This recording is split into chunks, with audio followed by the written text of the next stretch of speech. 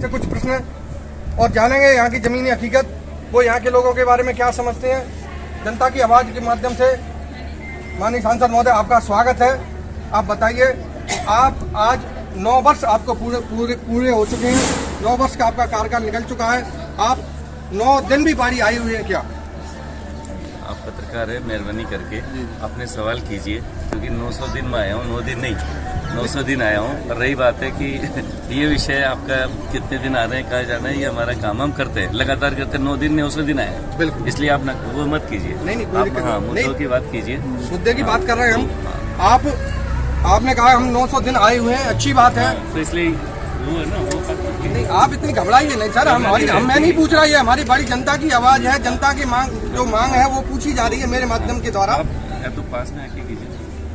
चलो, आपने मान लिया मैं 900 दिन आया हूँ, कोई बात नहीं है, काम की बात करते हैं। आप धौलपुर से करौली गए हैं, करौली से गंगापुर गए हैं, ये नेशनल हाईवे है, आप इसमें कई बार निकले हुए हो, इसको लोग मौत का हाईवे कहते हैं, इस बारे में आपका कुछ प्रयास रहा है क्या? इसमें आप बात कीजिए। ये बहुत अच्छा सवाल आपने किया है, और मेहरबानी करके मैं आपसे आग्रह करूंगा कि आप लोकतंत्र के चौथे स्तंभ है, और जब चौथा स्तंभ होता है तो उसको विश्लेषण करने का उसका पूरा अधिकार है, उसका हम सम्मान करते हैं और हमेशा करेंगे।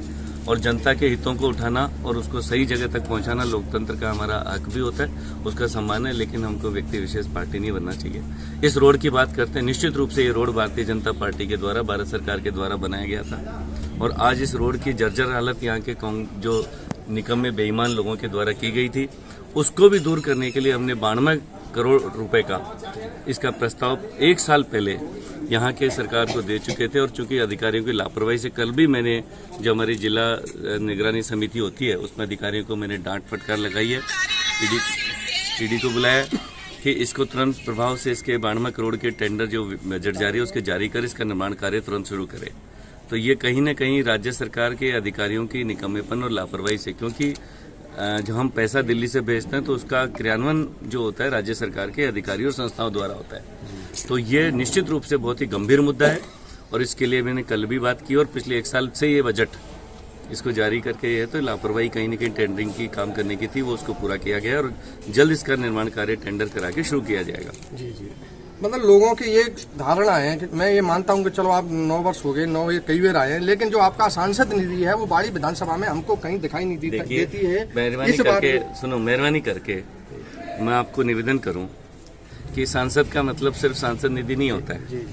आज से पहले कोई भी सांसद रहे होंगे तो उनको आप सांसद निधि से तोलते होंगे, लेकिन मैं नरेंद्र मोदी जी की और भारतीय जनता पार्टी का सांसद हूँ, जो कि जनता की सेवा करने के लिए, न कि दिखावा करने के लिए होते हैं। सांसद निधि की जाते इस कोरोना काल में जब 50 करोड़ लोगों की जब मृत्यु की बात आई थी, उस वक्त भी आप ही के इसी सांसद ने प्रधानमंत्री जी के साथ में उनकी भावना से, और हमने कदम से कदम मिलाकर सांसद निधि का भी लगभग आधा बजट, जो कि 2.5 साल का बजट था, हमने पीएम केयर फंड में दिया, ताकि वैक्सीन के माध्यम से लोगों की जान बचाई जा सके बड़ी संख्या में। उसके बाद में अब आना बजट शुरू हुआ है हमारा, उसको भी हम वितरण करना, जैसे कि अभी हमने जो ही आना शुरू हुआ तो हमने 10 लाख की अपना घर, जो एक सेवा समिति है जो पुण्य कार्य कर रही है, इसमें भी दे रहे हैं। और मुझे लगता है कि सांसद का तुलना बड़ी चीज़ों से होना चाहिए।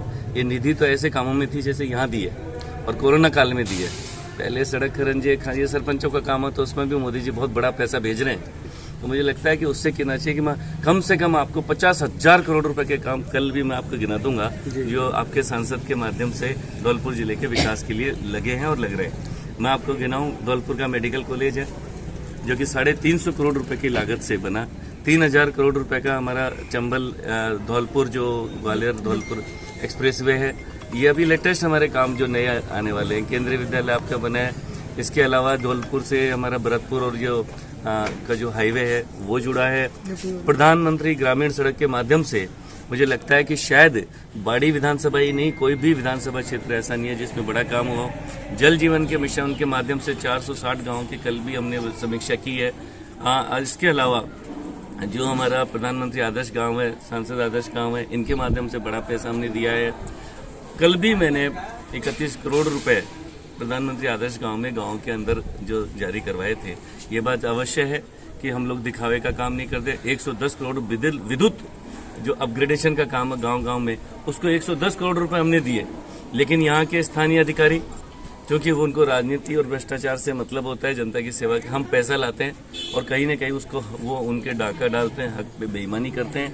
आज भी बिजली की चोरी मुझे लगता है राजस्थान में धौलपुर में सबसे ज़्यादा हो रही है और उसके निकम्मे अधिकारी जो कि उसको चोरी में कहीं न कहीं योगदान करते हैं और उसकी हिस्सेदारी तय करते हैं। कल हमने तय किया कि जो घरेलू कनेक्शन है बिजली के उनको तुरंत प्रभाव से जारी किया जाए, कृषि कनेक्शन को तुरंत प्रभाव से जारी किया जाए, जो बिजली के पैसे हमने भेजे हैं उसको सही प्रभाव से लगाया जाए। लेकिन मुझे लगता है कि यहाँ के अधिकारियों की हालत ऐसी हो गई है कि जो पैसा आ जाए उसको छुपा जाओ और सिर्फ उसको टेंडरिंग करो, उसका पैसा खा जाओ। मैं आपसे हाथ जोड़ के विनती करता हूँ मीडिया, क्योंकि आप लोकतंत्र के चौथे स्तंभ है, मेरे साथ बैठिए कि कितना भारत सरकार का पैसा हमने जिले के अंदर और बाड़ी विधानसभा में भी दिया है, वो सही ढंग से लग जाए, निष्पक्ष रूप से लग जाए, किसी जाति धर्म विधभाव या पार्टी का अंतराल से पार्टी के हिसाब से नहीं लगे।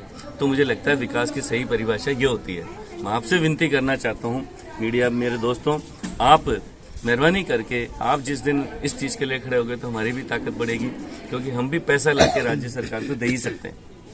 और जिस दिन भारतीय जनता पार्टी की सरकार आएगी तो निश्चित रूप से राजस्थान में भी और भी गति से तेजी से काम होगा। भारतीय जीवन बीमा की एक बाड़ी में सैटेलाइट ब्रांच की काफी आवश्यकता थी, लोगों ने बहुत अच्छा सवाल है, क्वेश्चन किया था, लेकिन आपके द्वारा कभी ऐसा कोशिश की हुई है? नहीं, कोशिश नहीं होती जी। आपको प्रशासन को भी समझना होगा। भारतीय जनता ये जो जीवन बीमा निगम है, PSU है, पब्लिक सेक्टर यूनिट का अपना एक कॉरपोरेशन होता है जो कि ऑटोनोमस बॉडी होती है। ऑटोनोमस बॉडी चाहे बैंक हो चाहे इंश्योरेंस कंपनी हो, ये अपने व्यापारी के तौर आवश्यकताओं के हिसाब से देख के अपनी शाखाओं का कितना विस्तार करना है, कैसे उसके व्यापार है, उसके हिसाब से निर्णय करती है। लेकिन चूंकि मांग है, सांसद होने के नाते इसकी सक्षम अथॉरिटी जो चेयरमैन होते हैं उन तक प्रभावशाली तरीके से मैं मांग को जरूर पहुंचाऊंगा और वो उनको व्यापार में